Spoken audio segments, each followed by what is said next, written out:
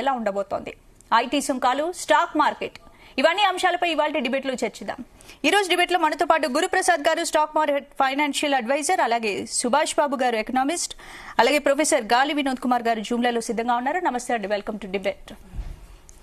గురుప్రసాద్ గారు, ముందుగా మీరు చెప్పండి. అమెరికా అధ్యక్షుడిగా మరోమారు డొనాల్డ్ ట్రంప్ ప్రమాణ స్వీకారం చేయబోతున్నారు కదా. ట్రంప్ అధ్యక్షుడిగా అగ్రరాజ్య భవిష్యత్తు ఎలా ఉండబోతుంది అనుకోవచ్చు? నమస్కారం అండి, అందరికీ నమస్కారం. As a stock market analyst గా ఫస్ట్ మనము జీ తెలుగు న్యూస్ ప్రేక్షకులకి నమస్కారం చెప్తున్నాను. ఇప్పుడు మనం వచ్చి నేను స్టాక్ మార్కెట్ గురించి మాట్లాడతాను. ట్రంప్ గారు నెక్స్ట్ ఇప్పుడు ఎలక్షన్ మనకి ఇప్పుడు ప్రమాణ స్వీకారం చేస్తున్నారు. నెక్స్ట్ మార్కెట్ లో ఏం జరగబోతుంది, ఏం యాక్టివిటీస్ జరగబోతుంది అనేది ఒక క్లియర్ గా ఒక వ్యూ చెప్తాను. చూడండి, మార్కెట్ అమెరికన్ మార్కెట్స్ గత ఒక 4 నెలల నుంచి ఏకదాటిగా దాదాపు ఒక 15,000 నుంచి నాస్డాక్ వచ్చి 20,000కి వచ్చింది. అంటే ట్రంప్ వస్తున్నారని ముందుగానే ఊహించి మార్కెట్ వచ్చి ఒక ఆల్ టైమ్ హైలో ఉంది. కాబట్టి ఇప్పుడు ఎకనామీ వచ్చి ఎట్లుంటదంటే నెక్స్ట్ ఈయన వచ్చి కరెక్ట్ గా ఇంకొక 1 మంత్ ఈయన ఏమేం మనకి చేయబోతున్నారో కంప్లీట్ గా ఎవ్రీడే వచ్చి ఒక న్యూస్ గానే ఉండబోతుంది స్టాక్ మార్కెట్ కి. ఈవెన్ దో అమెరికన్ మార్కెట్ అయినా సరే, ఇండియన్ మార్కెట్ అయినా సరే, టోటల్ వరల్డ్ మార్కెట్స్ వచ్చి నెక్స్ట్ 1 మంత్ వచ్చి చాలా ఉత్కంఠగా ఉండబోతుంది. ఎందుకంటే ఆయన ప్రతి స్పీచ్ వచ్చి చాలా ఎలా ఉంటదంటే ఒక గమ్మత్తుగా ఉంటుంది. But is totally business man. కాబట్టి ఈయనకి స్టాక్ మార్కెట్ లో కూడా మంచి అనుభవం ఉంది ట్రంప్ గారికి. రీసెంట్ గా నేను యుఎస్ కూడా వెళ్ళొచ్చాను. అక్కడ నేను చూసింది ఏంటంటే నెక్స్ట్ ట్రంప్ గారు వస్తే నెక్స్ట్ ఏం జరగబోతుంది. ఇప్పుడు కంప్లీట్ గా అక్కడ ఉండే ఇల్లీగల్ ఇమిగ్రేషన్స్ అన్ని ఫస్ట్ దాన్ని అరికట్టడానికి ఫస్ట్ ప్రయత్నం చేస్తున్నారు. అది మాత్రం ఓపెన్ గా అందరికి తెలిసింది.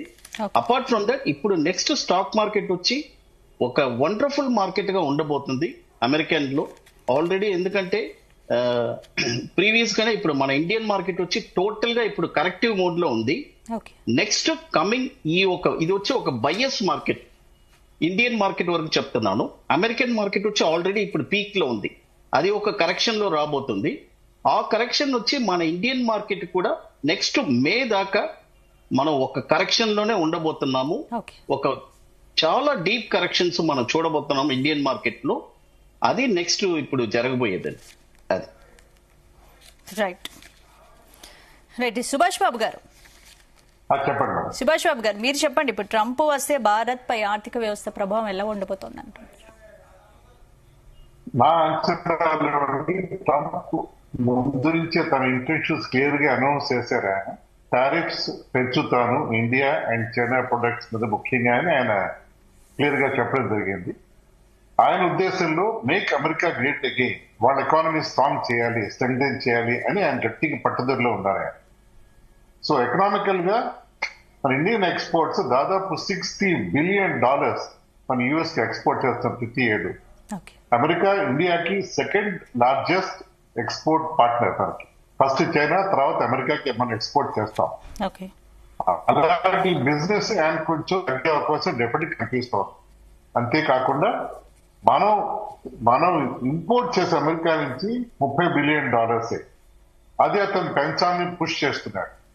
దానికి సహకారంగా ఇలాన్ మస్క్ ఉంటాడు పక్కన. అతను టెస్లా కార్స్ మీద ప్రెషర్ ఇండియా మీద వస్తుంది. ఓవరాల్ గా కొంచెం నా ఎస్టిమేట్ లో ఒక 5-6 మంత్స్ మనకి టర్బులెంట్ టైమ్స్ మన ఎకానమీకి. మన ఎకానమీ యాజ్ ఇట్ ఈస్ గా మన Q3 ఎర్నింగ్స్, Q4 ఎర్నింగ్స్, మన ఇన్ఫ్లేషన్, మన పొలిటికల్ ఇష్యూస్, బడ్జెట్ ఇవన్నీ కూడా ఉండబట్టి కొంచెం మన మార్కెట్స్ కూడా అప్ డౌన్ ఉండబోతున్నాయి. కానీ ఒక ఇంపార్టెంట్ పాయింట్ ఏమిటంటే ఎకానమీ మీద ఫోకస్ కాకుండా ట్రంప్ కి కెనడా మీద ఫోకస్ పెట్టాలి. కెనడా అతను ఎక్వైర్ చేస్తానని అతను లా పాస్ చేస్తూ ఉన్నాడు. అదొక 50% స్టేట్ లో అనౌన్స్ చేస్తున్నాడు. అలాగే గ్రీన్ ల్యాండ్ ఎక్వైర్ చేయాలని అతను డెన్మార్క్ తో అతను గొడవ పడుతున్నాడు. అవన్నీ కూడా అతను బాగా బిజీగా పెడతాయి. సో దేర్ఫోర్ ఇండియాకి డెఫినెట్ గా ఇది ఛాలెంజింగ్ టైమ్స్ అని నా ఉద్దేశం. రైట్. వినోద్ కుమార్ గారు, మీరు చెప్పండి, ఇప్పుడు 4 ఏళ్ల క్రితం ఎక్కడ కోల్పోయాడో తిరిగి ట్రంప్ అక్కడే అధ్యక్షుడిగా ప్రమాణ స్వీకారాన్ని చేయడాన్ని ఎలా చూడొచ్చంటారు? అంటే ట్రంప్ వచ్చిన తర్వాత బిజినెస్ మ్యాన్ కి మాత్రం ఎట్టి పరిస్థితుల్లో లాస్ అయ్యే ప్రశ్న ఏం లేదండి. ఇప్పుడు మొత్తం అమెరికా స్టాక్ మార్కెట్ అంతా కూడా చాలా ఎదురు చూస్తుంది ట్రంప్ లాంటి ఒక క్యాపిటలిస్ట్ కోసం. ఎందుకంటే ఆయన బిజినెస్ మ్యానే కాబట్టి, బిజినెస్ మ్యాన్ దేశాధ్యక్షుడు అయితే ఖచ్చితంగా బిజినెస్ మ్యాన్ కి ఎలౌట్ ఉండదు.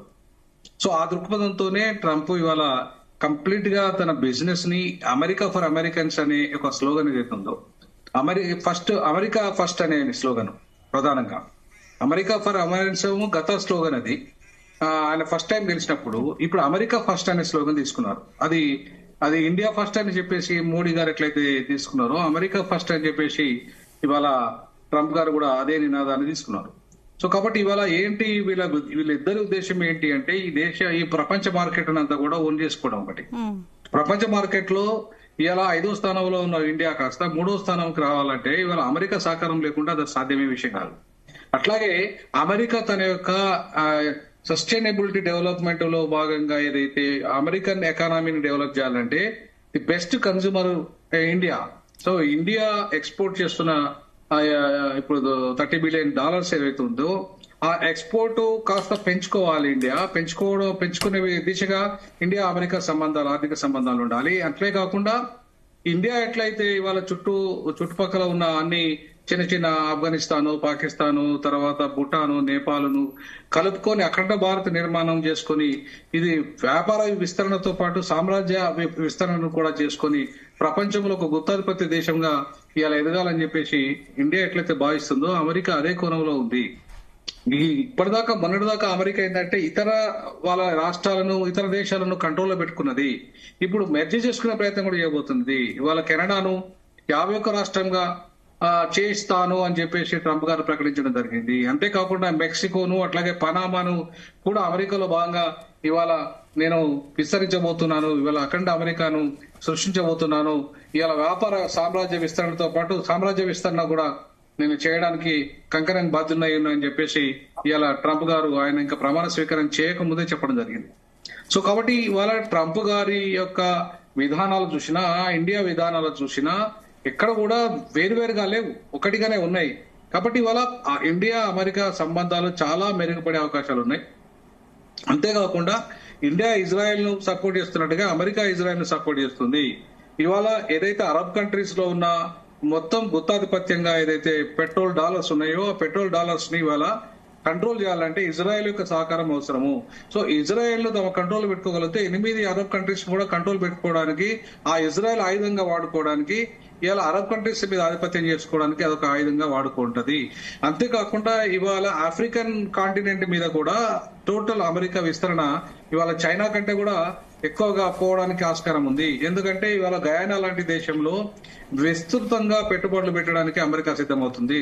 గతంలో చైనా ఆ పెట్టుబడులు గయానా దిశగా వెళ్లేసి అక్కడ ఆఫ్రికన్ కారిడార్ నుండి కూడా అమెరికా యుద్ధం వస్తే చేయడానికి తన యొక్క మార్కెట్ ని ఎట్లయితే డెవలప్ చేసుకోవడానికి అక్కడ షిప్ యార్డ్స్ కానీ, అక్కడ సీ మెరైన్స్ కానీ, వెపన్స్ కానీ అన్నిటినీ అక్కడ ఒక కేంద్రంగా చేసుకోవడానికి ఇవాళ చైనా ఎట్లయితే ప్రయత్నం చేస్తుందో అంతకంటే ఎక్కువగా ఇవాళ మెక్సికోను ఒక బార్డర్ ను కంట్రోల్ చేస్తూ మెక్సికో తన ఆధీనంలో పూర్తి స్థాయిలో ఉంచుకునే విధంగా ఆ మెక్సికో ఒక బార్డర్, అట్లాగే మొత్తం ఇండియాను ఒక ఇవాళ ఈ ఏషియన్ కాంటినెంట్ లో ఒక పెద్ద ఆయుధ కేంద్రంగా మలుచుకోవడానికి, ఇండియాను ఒక హబ్ గా, టోటల్ ఎకనామికల్ హబ్ గా మార్చుకోవడానికి, ఇండియాను ఒక మంచి ఫ్రెండ్లీ దేశంగా చేసుకోవడానికి అమెరికా సిద్ధపడుతుంది. అంతేకాకుండా చైనా మీద యుద్ధం చేయాలంటే కూడా, అమెరికా యుద్ధం చేయాలంటే ఇండియా సహకారం అవసరం. సో చైనాలో ఎకానమీని కంట్రోల్ చేయాలంటే కూడా ఇండియన్ సహకారం లేకుండా అమెరికా ఏం చేయలేదు. కాబట్టి ఇలా ఇండియాను ఆయుధ పరంగా చూసినా, వ్యాపార పరంగా చూసినా ఇలా ఇండియా యొక్క సహకారం లేకుండా అమెరికా చైనాను ఎదుర్కోలేదు. చైనాతో పాటు ఏషియన్ కంట్రీస్ ను కూడా ఎదుర్కోలేదు. ఈవెన్ ఆఫ్రికన్ కంట్రీస్ ను ఇవాళ ఎదుర్కోవాలంటే కూడా ఇవాళ ఇండియా యొక్క సహకారం చాలా అవసరము అమెరికాకు.